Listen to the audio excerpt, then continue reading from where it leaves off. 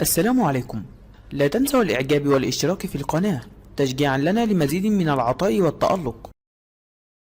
Learned over more than a decade of studying the financial markets. The principles that underlie the Fibonacci sequence can be applied to many different trading tools and in many different ways. So without further ado, let's begin talking about the Fibonacci trading secrets. Secret number 1. The Fibonacci sequence and the golden ratio. Before learning about the Fibonacci trading tools and their secrets, it's important to know where they come from so you can develop a greater sense of trust in these tools. The Fibonacci trading tools are all based on the Fibonacci sequence, which is a series of numbers that start with 0 and 1. To know the next number in the sequence, we always sum the last two numbers in the sequence. For example, to know the third number in the sequence, we add the first two numbers in the sequence, which are 0 and 1. The result will of course be 1. To calculate the fourth number in the sequence, we repeat the same process. This time we sum 1 plus 1 to get 2. This is how the entire Fibonacci sequence is calculated. If we keep repeating this process, the sequence begins to look like this, and we can keep going until infinity. For the practical purposes of trading, we are interested in a specific property of the Fibonacci sequence, which is called the golden ratio. If we take any number from the Fibonacci sequence and divide it by the previous term, we'll always get roughly the same ratio, which is 1.618.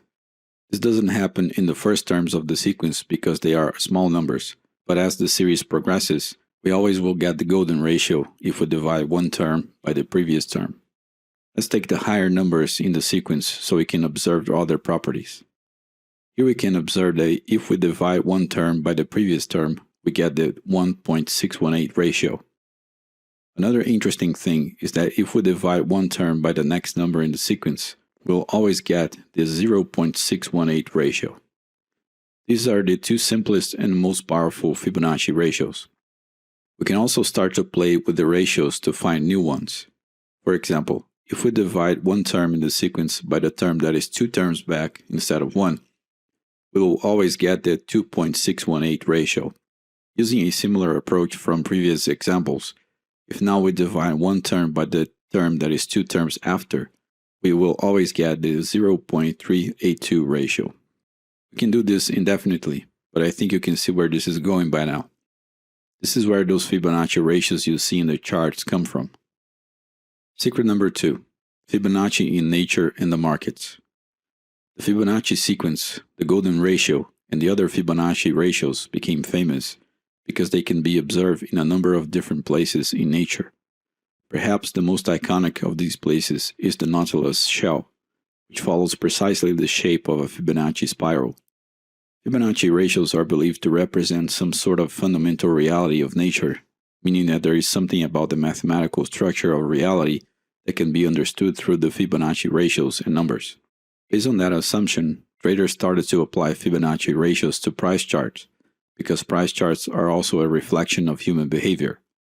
It's weird to think that markets are a natural reflection of human behavior because they are nested in technological systems, but the way prices fluctuate are motivated by raw human impulses.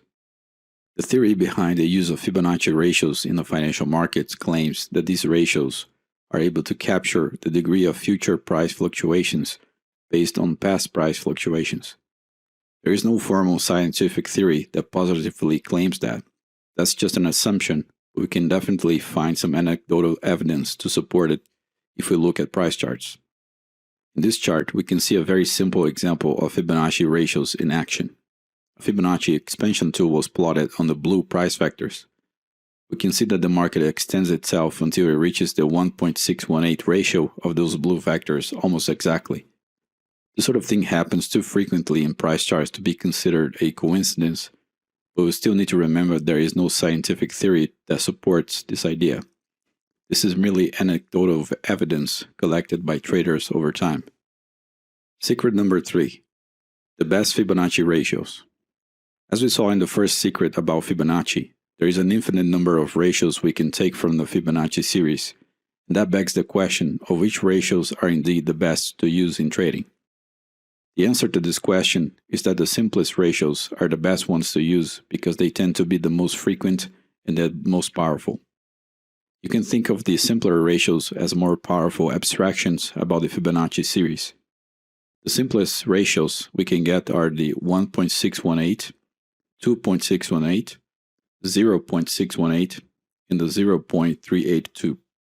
It's important to choose a small number of Fibonacci ratios to use because your charts can very easily become too cluttered with meaningless lines if you decide to use too many ratios.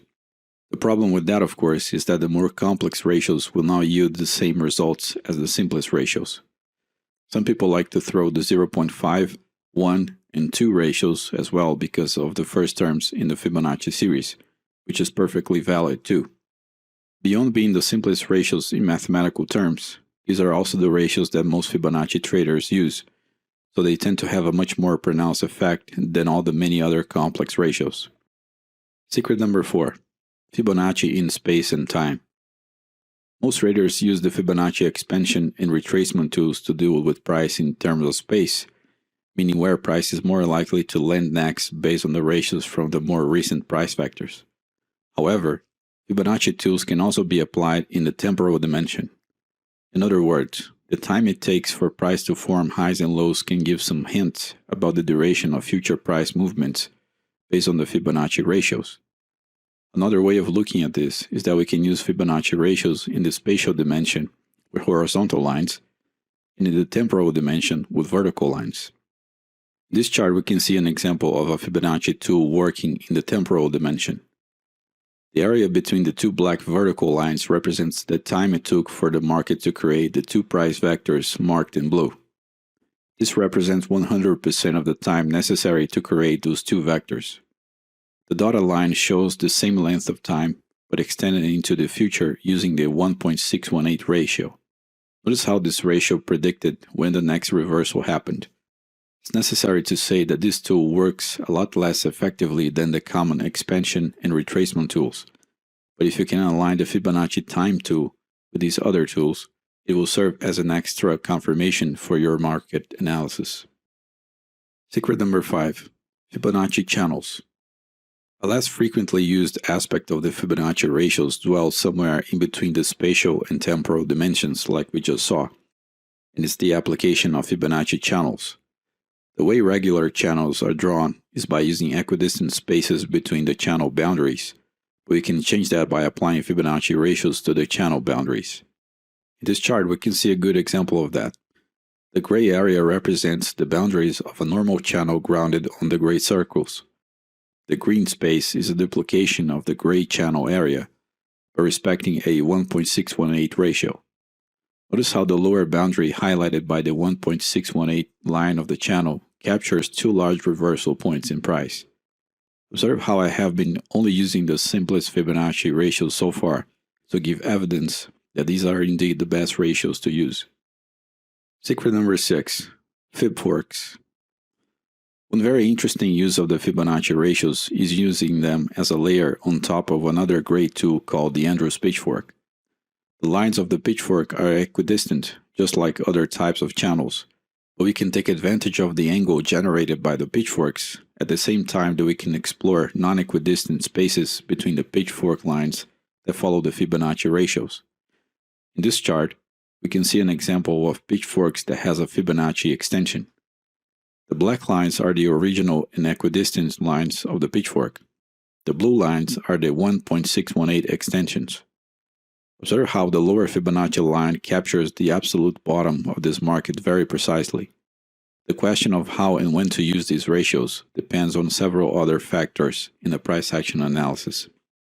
Secret number 7. Fibonacci clusters. A perhaps more advanced and subtle use of the Fibonacci ratios is a technique called Fibonacci cluster, where we plot two or more Fibonacci retracement or expansion tools to find levels where different ratios correlate or intersect. In this chart, we can see two sets of Fibonacci expansions. The first one is plotted on the blue price vectors, and the second one is plotted on the red price vectors.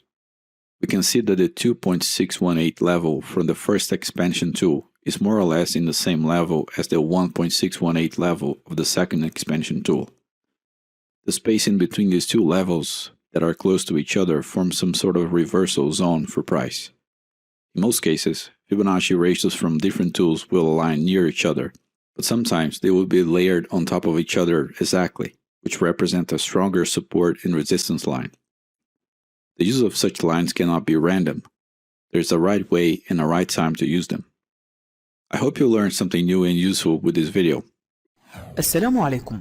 لا تنسوا الإعجاب والاشتراك في القناة تشجيعا لنا لمزيد من العطاء والتألق.